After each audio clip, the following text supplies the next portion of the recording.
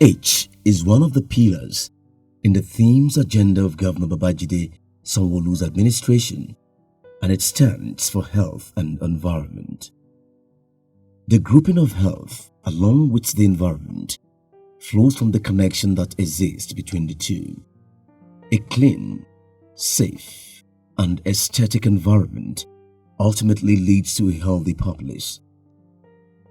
Since assumption of office, the administration has taken important steps and made bold commitments to address the environmental challenges confronting the state and arrest its growing degeneration. Barely 24 hours after his inauguration, Governor Babajide Sanwo-Olu signed an executive order to address the challenges of sanitation and cleaning of drainages, among other issues. Since the signing, relevant agencies of government have gone to work in line with the contents of the order. This is expected, among other outcomes, to reduce significantly the rate at which waste or refuse are disposed indiscriminately, promote the cleanliness of the state, and ensure proper management of flooding through continuous cleaning of all drainages. It will also reduce the cost being borne by government in cleaning the waste dumped along roads and medians. Talking about areas where there are severe environmental abuses that demand urgent intervention by government, Lagos-Badagry Expressway is a major one. Lagos-Badagry Expressway is a premier international gateway and business route. These informed the decision of Lagos State government to expand and upgrade the old dual carriageway to a 10-lane ultra-modern highway with a dedicated BRT and light rail corridor. The project, which is over 60 km in length, extends from Eric Moore in Surulere to Badagry. Because of its importance, construction of the project was given the utmost priority it deserves. This led to the timely completion of the first phase from the beginning to Agboju. The contractor then moved to the second phase while working on the light rail track from Igamu to CMS before the pace slowed down. Taking advantage of the situation, different kinds of people swooped on the road setbacks and some on the embankments. As a result, numerous illegal structures were built as squatters turned the alignment of this huge project into a lawful center of business activities. You have too many open spaces not occupied. That's why you have people coming to occupy those areas. So when I think the first thing is not about the people, it's about us in government. I think government, we need to occupy all those open spaces. Under the bridges, by the road verges, we need to put things to occupy those areas first. When those areas are occupied, then it becomes a less attraction for these squatters to move in there. If you keep a place open, you are not using, you only find that people are encroaching on the area. So most of the government agencies have to live up to the expectations to make sure that every area in Lagos, under the bridge, by the side of the bridge, by the side of the road sides, we occupy them either for purpose of greenery, for purpose of recreation, or for purpose of infrastructural support for the state. For example, all the under the bridges can be used for parking lots. We can distribute those areas for people to use them as parking lots, and they beautify the area, people can park, and they even pay either to the local government or to the state government, rather than leaving all those areas and people are just occupying them. And illegal squatters are all over the area because those open spaces are not occupied. So for us in government, yes, we need to occupy those spaces, and for people who are occupying them also, they better be on the lookout, because Lagos State government is coming hard on those who are occupying government areas illegally. Correspondingly, the area became a huge junkyard through indiscriminate dumping of refuse, roadside trading, oil bunkering, and other criminal activities which posed serious threat to the security, safety, and well-being of Lagosians living around the area or plying the route.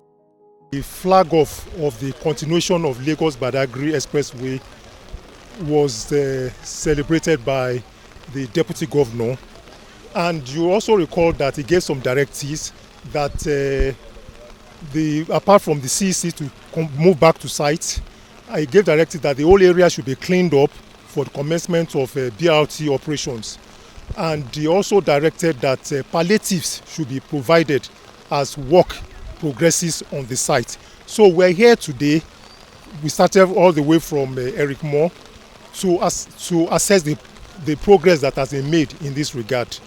So we, apart from looking at the work where areas where CCC is working, we also identify critical sections of the roads where the palliatives has been done. So we wanted to make sure whether these palliatives are being carried out or not. To reverse this ugly trend, Lagos State government issued the squatters and illegal occupiers of the corridor a public notice to leave the area and quit their illegal activities. The ultimatum was further extended by extra 2 days to give ample time for those affected to move away. There is no gainsaying that one major index of social change and development today, especially in Africa, is infrastructural development, as particularly epitomized by the construction of roads and bridges. Equally saying that transportation in Lagos State is still largely dependent on the road mode and the most abused. This valley is therefore a prelude to a major intervention to be embarked upon on 2 major Asia ways by this committee. One is the Lagos-Badagry Expressway, and the other is the Oshodi-Abuja Road, serving many of our densely populated communities in this metropolis. Pursuant to the executive order, the public is hereby intimated of the plans of Lagos State government to clean up roads and recover the right of way in these areas. Therefore, traders are implored to relocate from the roads and remove the illegal structures erected on same, while transport union operators are advised to find alternative operational bases. On Tuesday, 23rd July 2019, government team comprising ministries of transportation, the environment, works and infrastructure, Lagos Waste Management Authority, LOMA, Lagos State Traffic Management Authority, LASMA, Lagos State Environmental Sanitation Co., LAGES, Lagos State Parks and Gardens Agency, LASPAC, and Lagos State Task Force on Environmental Sanitation and Special Offences, among others, moved in to enforce the quit notice. For us at Loma, it's nothing new. I think all we just have is a kind of political support behind what we're supposed to do on a normal basis. And what the governor has done was actually to even respond to our cries that, look, there's too many encumbrances along the highway that is disturbing Loma from performing its duty. For example, Loma was the first institution to cry out about Apapa gridlock and the consequence of the gridlock about sanitation. So we declared, we screamed that government should declare a state of emergency about Apapa under the gridlock, under the backlog of refuse, and where people defecate on the road, on the main street, and they remove engine, and they clog the entire city, and the whole road on Apapa was actually degraded. So we cried about it, and I think that axis Orile had a kind of a backslash from the Apapa congestion. You know, Orile is very close to Orile-Badagry Express Road. It's almost contiguous to Apapa and the problem around that area. So we have the same issue at our Orile area. In this case, Orile, yes, you may not have too much of abandoned trucks on Orile Road, but you have too many trading encroachment on the major highways. And people just use the road around that area as a dustbin. They trade on the road, they dump refuse on the road. They're even building shanties on the road tarmacs around that area. The entire drainage there is the dustbin of the people. And we made so much effort to curb this. But with the declaration of the state of emergency and the marching order around that area, I think it's making people, an institution responsible to provide a sanity in that area to respond to the call, and making life easier for Loma to also operate. The operations left no stone unturned, as it was just as it was extensive. Every stretch of the road that falls within each day of the exercise were touched. This led to total clearing of the area. Initially, this place was very, very bad, in which containers fall down and vehicles find it very, very impossible to move. After the palliative work has been carried out, we can see now that there's no vehicle on the road. That means it has reduced travel time, and everything is going on smoothly.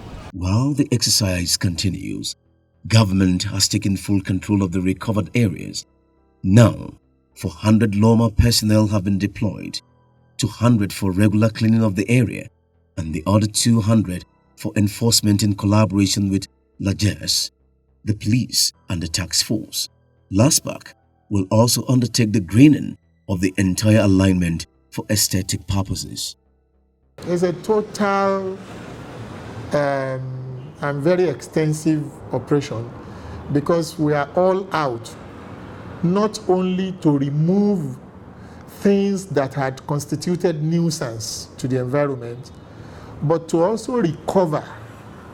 And in recovering, that's why you see that after removing all the shanties, the debts, we have those to construct. They are there. And there is also the regeneration to make the place livable. When you green a place, for instance, you are trying to regenerate the area. They have quality air to breathe, and the environment is also more beautiful.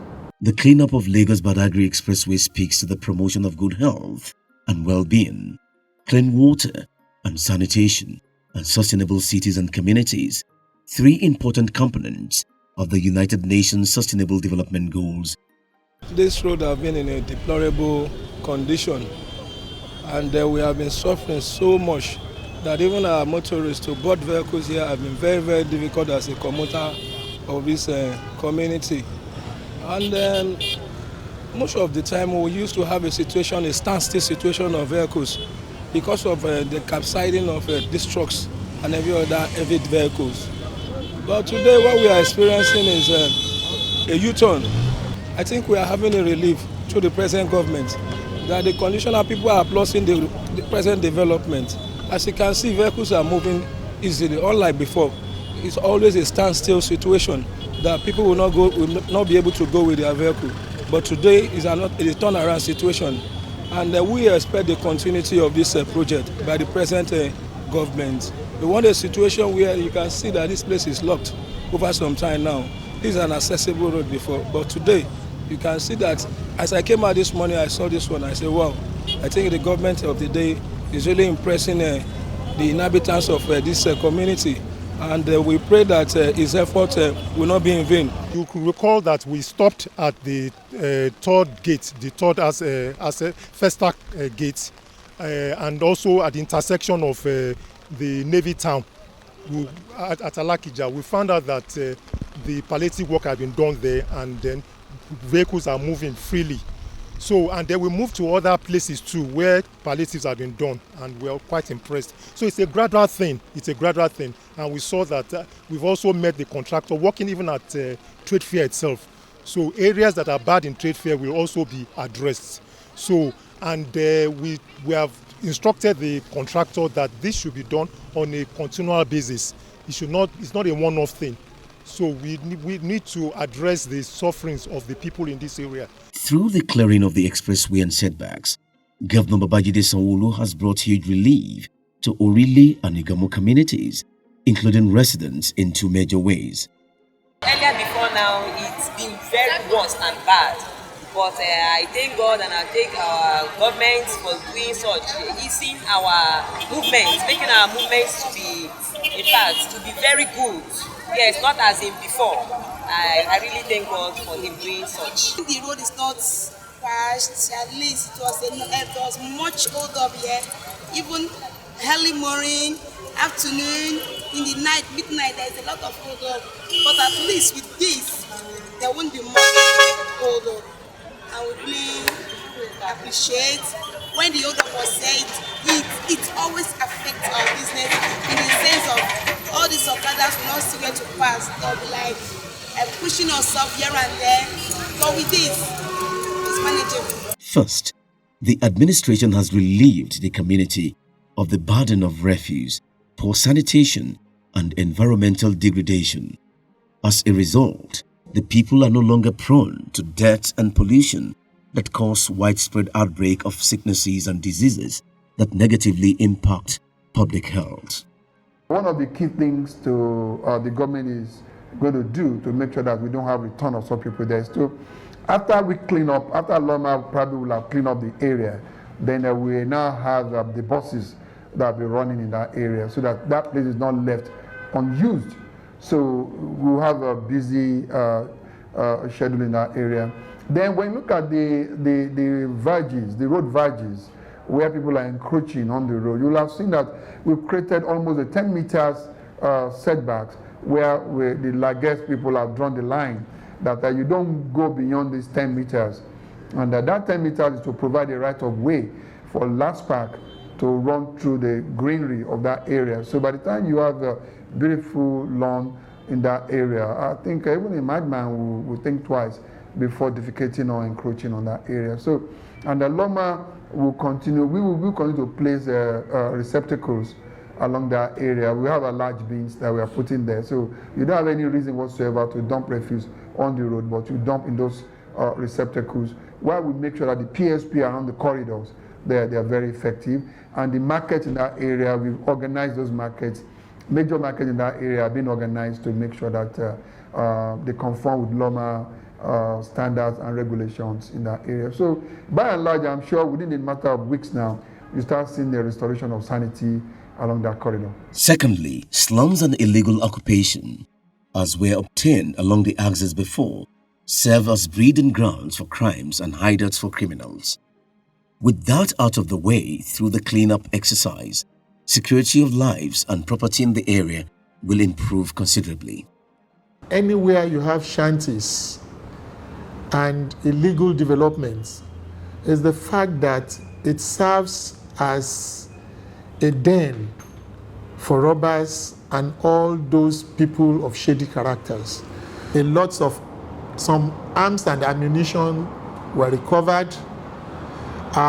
We also have some people who have turned those right of way into temporary abode.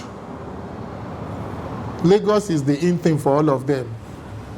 Most of these Okada riders, we also discovered that they have no house to live, and some of them just hibernate there.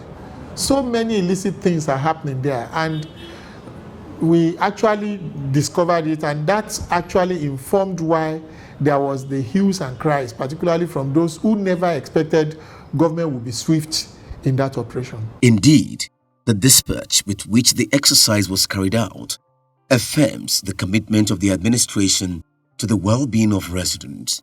The multi-agency collaboration also attests to the new focus, strength, and passion the administration has brought to bear on governance.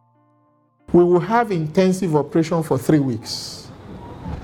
But after the 3 weeks, we will have our security operatives and law enforcement agents, as well as other arms of government that will be working there permanently on site to monitor the fact that there is no return to the old order of insecurity and deaths that place witnessed.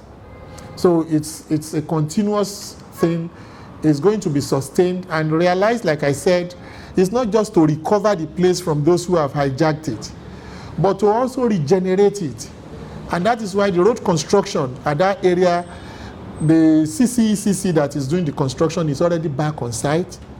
Then the rail construction that will take that axis to is already being considered.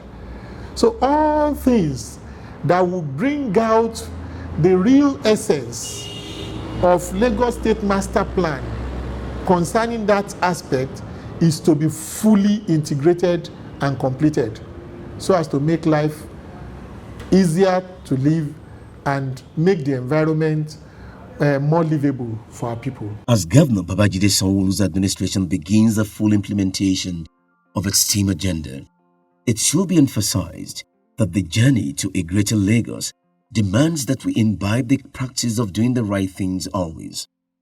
Illegal activities such as indiscriminate dumping of refuse, building of illegal shanties, and other severe forms of environmental abuses can only lead to negative consequences. The only way to achieve the Lagos state of our dreams is to ensure we maintain good hygiene, proper sanitary habits, and through our activities, promote a sustainable environment.